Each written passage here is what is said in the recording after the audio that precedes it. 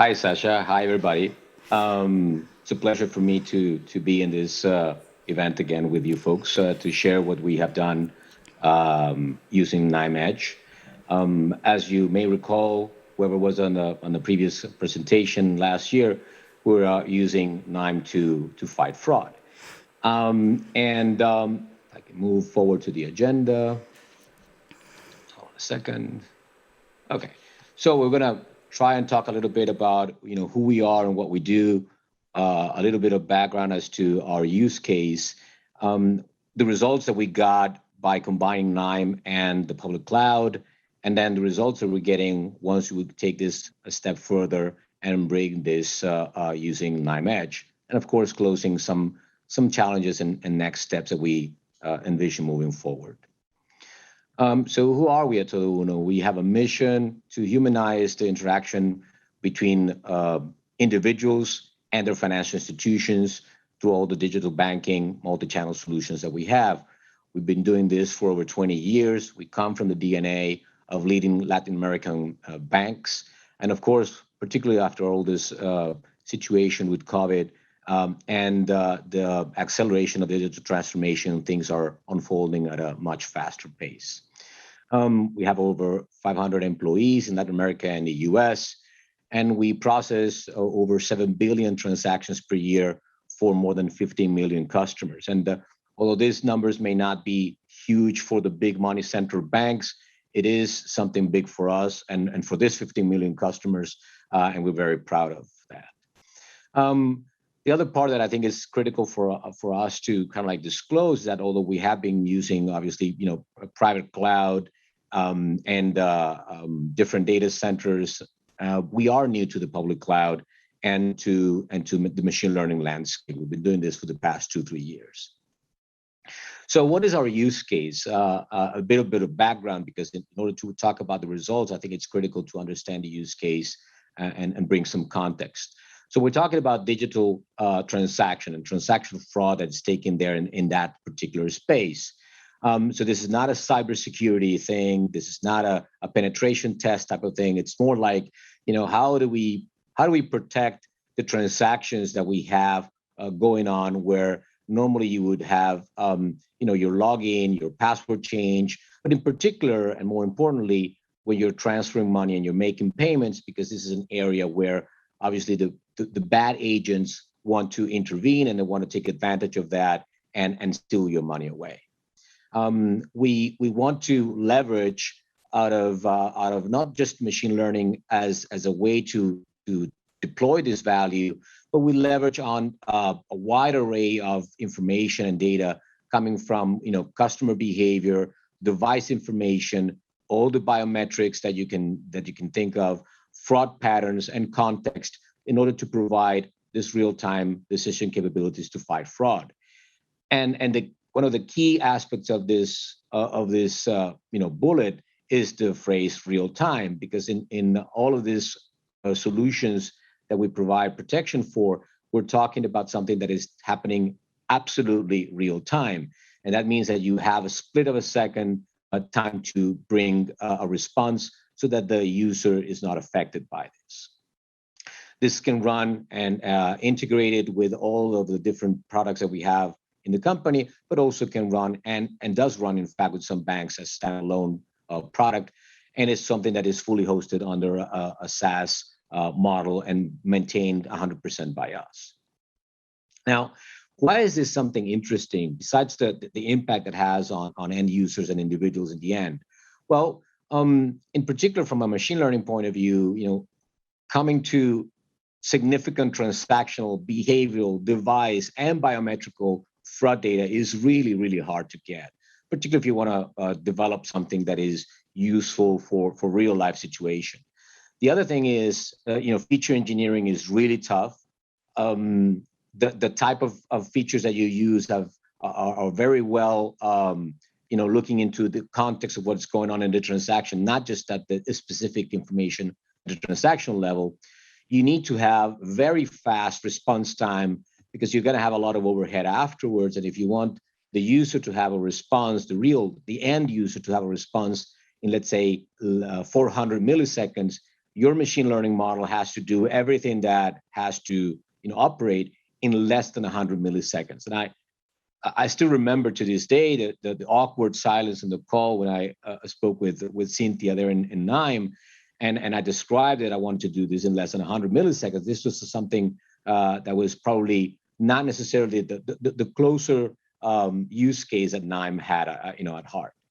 The other thing that is crucial in this case is the sheer volume. Again, for some customers that we operate with, we see north of 300, 400 transactions per second. And again, we don't want to have that as a problem in terms of response times. Fifth, but not, definitely not least important, downtime is not an option. When this type of systems are down, somehow the fraudsters find a way to take advantage of that, and that's definitely not something that we wanted to have. And you need to find a framework, a solution that is scalable to accommodate a wide array of institutions. So hopefully by now we understand more or less what the use case is like, and we were already operating this, and we have been operating this successfully using load balancers, KNIME servers, RabbitMQ, 2 executors. I don't want to bore you with technical details on this, but in terms of the results, we feel very proud of being able to have been operating for the past 18 months. Nearly 5 billion transactions have been processed with no downtime. And I think this is an important message for people looking at KNIME as a solution, because if we can find a way to have KNIME working in this very strict type of production environment for machine learning purposes, then you can probably think of stressing other use cases to this particular edge. In one particular customer that we service with over 8 million, actually nearly 9 million customers, that's over 350 transactions per second, we have seen double detection rate at the same false positive rate to what we had with them with the market leader solution. So we think that the solution is out there, the result is out there, and it's bringing value. Round trip median around 90 milliseconds, which is consistent to our expectations at the beginning. But as you may imagine, a year later, we want to do better. We want to do this faster. We want to do this more efficiently. We wanted to be able to scale even better. We wanted to be safer. So we wanted to be leaner, meaner, and cheaper. And I think it's always good to push the boundary. So we started interacting and talking about something like KNIME Edge. It didn't have that name when we met with KNIME a couple of years ago in a conference in Austin. And so we wanted to take advantage of the opportunity. What is the opportunity that KNIME Edge could bring to something like this? Well, the use case has a transactional demand that if you think about it during the day, and obviously during the month as well, but during the day you have very low demand, in some part of the hours, and demand can spike and then dip and then spike again and then start dying away overnight. And that is predictable, but particularly smooth in terms of the changes. So it's variable and smooth changes. The other thing that you can think in terms of the demand here is that you need to, in the current environment that we have, you need to program yourself to have like a constant capacity. And that means that you're in a way not utilizing all that capacity throughout a big portion of the day. And that's just waste of resources. The third, and it was also important from the beginning, that we found that KNIME Server, it's awesome, but it's also very heavy for something that can be so light as just real-time scoring, and that means that you can take advantage of a better approach from a technology point of view to try and obviously to take advantage of these three situations. So that's exactly what we did. So we tested KNIME Edge on using Azure Kubernetes and under an Azure Kubernetes service, using the same type of virtual machines that we are using in production, with a fraction of their footprint, and we run that using the same workflows that we have in production, with the same data that we have in production. So this is as close to the real deal, and we run this simulating ramping up and ramping down demand, consistent to the chart that I showed you in the previous slide. So something that would start increasing and that would start decreasing, and we did that basically to try and understand what would be the result in terms of response time and the process and the savings. And what we found was that we were able to achieve the same similar response time, 90 milliseconds, 100 milliseconds, and we can get to back to that in the last slide. But we were able to get the same throughput with approximately 50% of the computational resources in terms of virtual CPUs, and that is already an interesting saving in terms of the amount of infrastructure, the infrastructure footprint that you have there.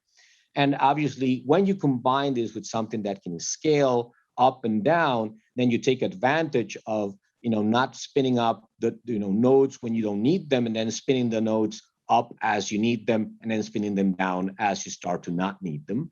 And when you combine those two things together, you reach a reduction of about 75% in terms of the requirement from the infrastructure point of view. So that would translate hopefully into a 75% reduction in the cost of operating this at real time. So you get the obviously additional benefits, not just from a cost perspective, but you get the benefits of continuous deployment. You get the benefits of a single pane of glass where you see the performance of all the nodes and all the pods and everything there that you get in a Kubernetes approach.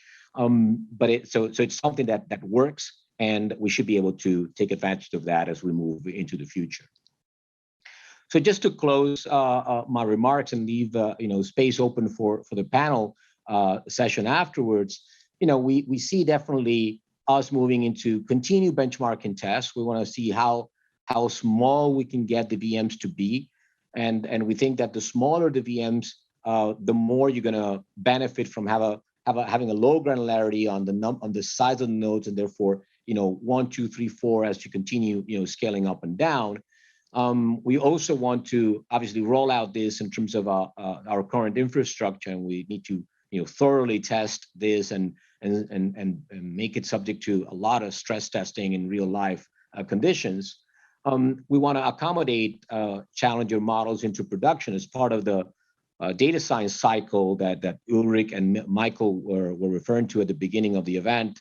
And as we envision this as part of everyday life, we want to have the challenger models running into that same framework as well. We want to improve runtime performance. As I mentioned in one of the results, we were able to achieve the same time in terms of performance, 90, 100 milliseconds. But we know and we're comfortable in wishing that we want to do that in half. So now we need to push ourselves to try and get this to run faster. I'm not sure whether this is going to require proprietary nodes or how we're going to achieve that. So this is like another challenge for us internally and for the KNIME engineering folks. We want to obviously accommodate new use cases and continue to evangelize others in the organization in terms of the use of KNIME for these other use cases. So that concludes my presentation. Hopefully I'm leaving time open for the panel and for discussing with the audience. Thank you very much. Thanks, Edgar.